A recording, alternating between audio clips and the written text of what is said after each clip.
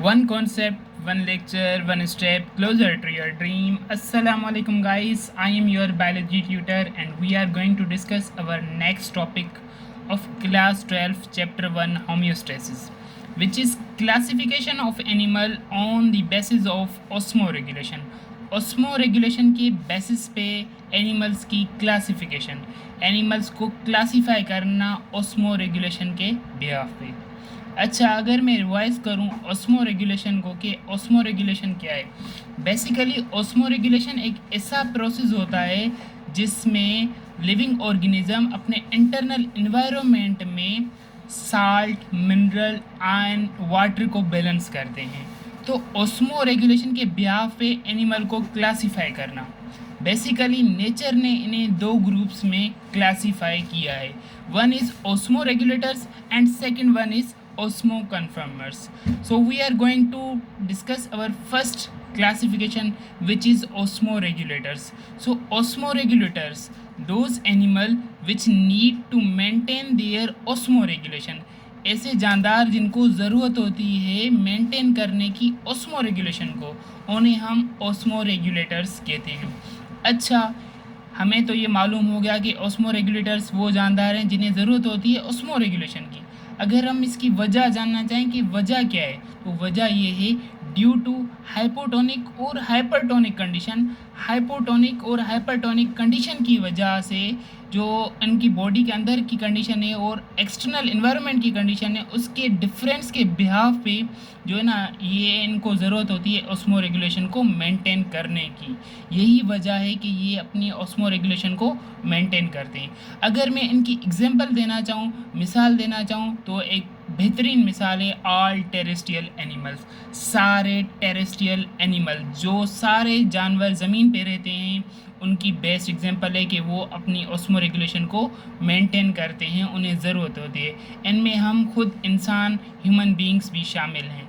Most fresh water animal, ज़्यादातर जो fresh water animal हैं वो भी इस ग्रुप में शामिल हैं, और मेरीन एनिमल्स, और जो साल्टी वाटर में जानवर रहते हैं वो भी इसमें शामिल है।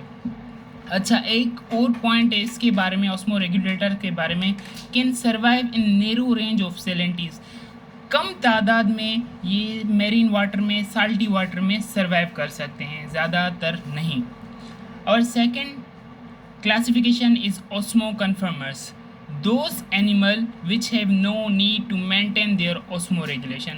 osmoconformers बिल्कुल अपोजिट है osmoregulators के।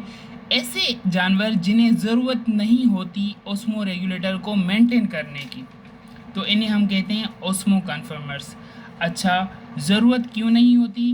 Because there internal and external condition are isotonic, क्योंकि उनकी इंटरनल और एक्सटर्नल कंडीशन क्या होती है? Isotonic condition.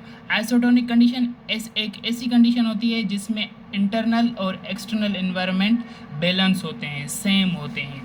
अच्छा, नेचर ने एक खूबी इनमें और भी रखी है, दे स्टोर नेचुरल ओस्मोलाइट। ये क्या करते हैं? अपने अंदर नेचुरल ओस्मोलाइट स्टोर करते हैं। इसी वजह से, जैसे कि अगर नेचुरल ऑस्मोलाइट की मैं एग्जांपल देना चाहूँ, जैसे कि such as TMAO, tri methyl amine oxide.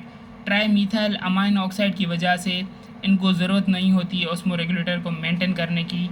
और यूरिया भी एक नेचुरल ऑस्मोलाइट है, जिसकी वजह से इन एनिमल को ज़रूरत नहीं होती ऑस्मो रेगुलेशन को मेंटेन करने की। अगर मैं आपको इसकी एग्जांपल देना चाहूँ, एग्जांपल मेरीन इनवर्टिब्रेट एनिमल, जो सारे साल्टी वाटर में जानवर रहते हैं इनवर्टिब्रेट, वो क्या है? हमारे ऑस्मोकन्फर्मर्स। एंड फ्यू मेरीन वर्टिब्रेट, और कुछ वर्टिब्रेट हैं जैसे हैगफिश एंड लैम्प्रे। अच्छा, मैंने यहाँ पे टर्म इस्तेमाल की है hypotonic and hypertonic. Hypotonic condition एक ऐसी कंडीशन होती है जिसमें वाटर की क्वांटिटी ज़्यादा होती है और साल्ट, मिनरल्स की क्वांटिटी कम होती है। हाइपरटोनिक कंडीशन एक ऐसी कंडीशन होती है जिसमें साल्ट की, मिनरल्स की क्वांटिटी ज़्यादा होती है और वाटर की कम होती है। जो फ्रेश वाटर एनिमल हैं, उनका जो एक्सटर्नल इन्वायरमेंट होता है वो क्या होता है? हाइपोटोनिक होता है। मतलब उनके पास पानी ज़्यादा होता है एक्सटर्नल इन्वायरमेंट में, और साल्ट, मिनरल्स, आयंस कम होते हैं। और इसके बिल्कुल उलट है मेरीन वाटर एनिमल्स, उनका एक्सटर्नल इन्वायरमेंट क्या होता है, हाइपरटोनिक होता है। हाइपरटोनिक एक ऐसी कंडीशन होती है जिसमें साल्ट, मिनरल्स, आयंस की क्वांटिटी ज़्यादा होती है, पानी की क्वांटिटी बिल्कुल कम होती है। This is our next topic of biology class 12, which is classification of animal on the basis of osmoregulation. I hope you will understand and like it. So it's hope to hope from you that you will like it, share it and subscribe it. Thanks.